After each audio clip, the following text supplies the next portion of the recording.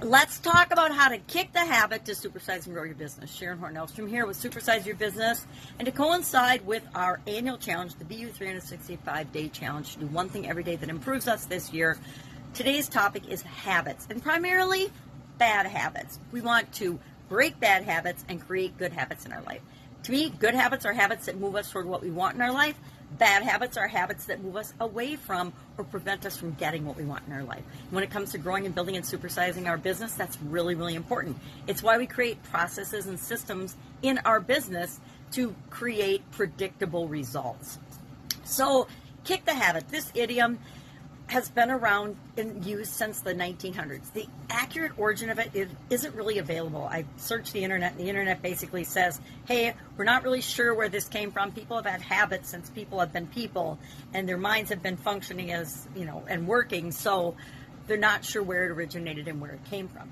But since the 1900s, it's meant to get rid of something. Kick meaning to get rid of, to kick it out of here. Kick the ball means to get rid of the ball, kick it away from yourself. So it may have ties to opiate use, and when a person is trying to get off opiates, they have a jerky muscle spasm reaction, and so they call that kicking the habit when someone goes through withdrawal. Now, there's a lot of opioids and opioid abuse right now, and I'm not even going to get into that because there are also a lot of people with chronic pain that need the use of opioids, etc., yada, yada, yada. So anyway, it means to stop or cessation or quit doing something that you usually abuse or chronically abuse. If you're a pain patient and you are prescribed opioids, you are not going to kick the habit, and you're not going to go through withdrawal, etc. But for bad habits like biting your fingernails, I bit my nails for years, or these are finally my nails. It took me a long time, and I'm very proud of my fingernails because I did have such a bad habit for so long time, and I was embarrassed by that habit. And then as I started getting more confidence in building my businesses and working in corporate America, I was like, yeah, I'm not a nail biter. And once we change our identity, this is actually the secret trick to changing and kicking a habit really, really fast.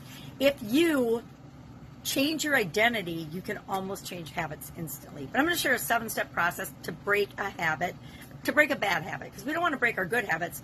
And then to create good habits, we follow the 3-step process, which is reminders, routine, and rewards. So we'll talk maybe another day about how to create good habits. But today, let's just talk about how do we kick bad habits, because we don't want to have habits that negatively impact our ability to grow and build and supersize our business. Just read, and I actually didn't read the article because I was like thinking, duh, when I saw the headlines yesterday about wasteful, useless meetings. And, excuse me, that's an example in our businesses where we can waste time, energy, and resources. And one of the biggest ways to do that is by having unnecessary meetings where people from all different departments and things come together in a physical location, and we don't have an agenda, or we don't have a productive meeting. Now, I contend that productive meetings can be one of the most valuable uses of your time and energy for your company, building relationships, mapping out plans and strategies, and getting everyone's alignment and agreement on it. But it's the unnecessary, repetitive meetings that we never get anything out of that we want to stop doing. But they can become a bad habit that we want to break. So how do we break a habit? Of course, when you research anything online, you get all different tips, tricks, and strategies on how to do something.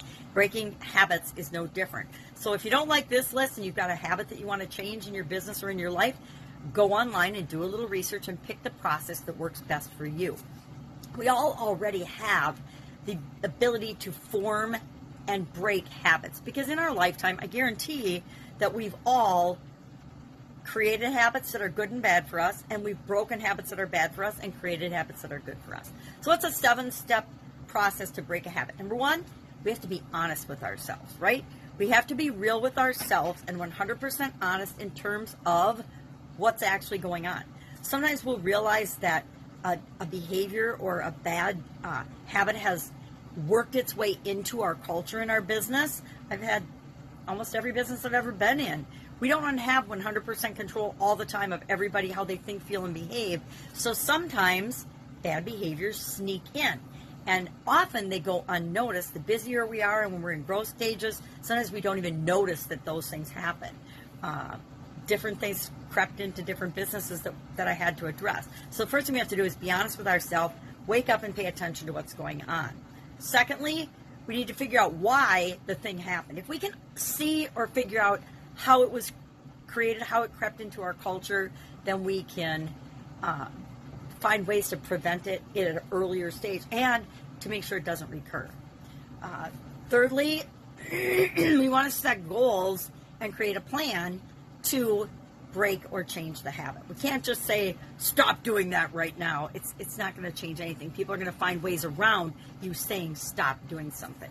Or sometimes businesses will put in policies and procedures to prevent a certain behavior, but guess what? Those get circumvented too. It's better if we involve the people that are in the habit, in the solution of and the changing of the habit.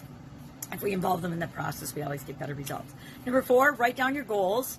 So have a goal and a plan and write it down. My dad always really reinforced the power of writing down goals. Number 5, excuse me, tell a friend about your goal.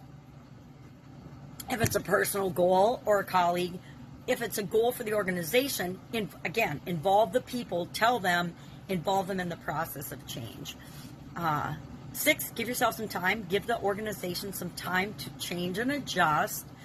And 7, finally, don't give up. Never give up on yourself. Anything that's ever created can be changed. I remember, excuse me, and I may or may not have talked about this before, my first job out of college was with a big Fortune, I don't know how big it is now, probably Fortune 10 company. And it was a very, very big company, and I was hired on in a management capacity to manage teams there. And one of the first things, and I and a bunch of other new college graduates were hired, and our frontline management position, one of our directives was to change a really bad habit that the teams had fallen into. Now, it was a traditional union environment, and the teams were set up that everybody could work everywhere on the different department, or the floor, manufacturing floor. We were manufacturing. But they had fallen into a habit of being a half an hour on the floor and then a half an hour off the floor and in the break room. Half an hour on, half an hour off. And one of the first things we were charged with as new managers was to change that habit, right? Change the system of basically people worked half a day and every half hour they switched off. It was incredible to observe, especially as a person that had owned my own business and was just coming out of school. But the most interesting part was that as new managers, our first problem, our first challenge was to change a behavior that had happened over probably a decade or more, maybe longer, and a culture that was very, very difficult to change. But we successfully made that happen. But we did it by doing things like I mentioned, involving the people and explaining, hey, listen, if you're only working half a day, should we really pay you for a whole day? We talked about what were some of the ways we could solve that problem. We could reduce the team sizes so that there were just enough people to cover for actual legal breaks, etc. So it was an interesting one, but I learned a lot about company culture, about interpersonal communications and building relationships and personal development and doing what's right, etc. And how to make tough changes in an organization and a culture that had been very well ingrained. And they weren't created with malice or bad intent. They were just habits that formed over time because they could, right? If that makes sense. So there were like little interpersonal agreements to, you work on the floor a half hour, then go in the break room, I'll swip and swap with you. And they literally would team up at the beginning of the shift and partner with who they were going to go half an hour on, half an hour off with. It was a little bit crazy, but we figured it out. So love to hear your stories about kicking a habit. Is there a habit that you've had or don't have now, but you had for a long time that you had to kick? Or is there a habit or something going on in your organization that you would like to change, not necessarily eliminate, but change and make to get better results in your company? Hit me up if you have questions. Otherwise, I will be with you tomorrow. Have an awesome day.